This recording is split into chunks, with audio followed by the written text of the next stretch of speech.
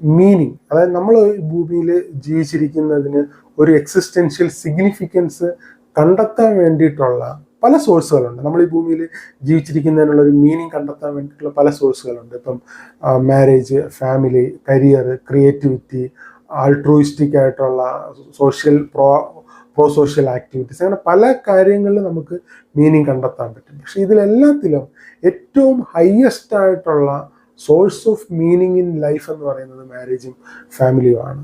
ഇപ്പോൾ കരിയർ എന്ന് പറയുന്നത് സെക്കൻഡറി ആയിട്ട് മാത്രമേ വരുള്ളൂ. കരിയർ ഹെൽപ്ഫുള്ളാണ്, നമ്മുടെ ബേസിക് നീഡ്സ് മീറ്റ് ചെയ്യുന്നത് വരെ കരിയർ ഹെൽപ്ഫുള്ളാണ്.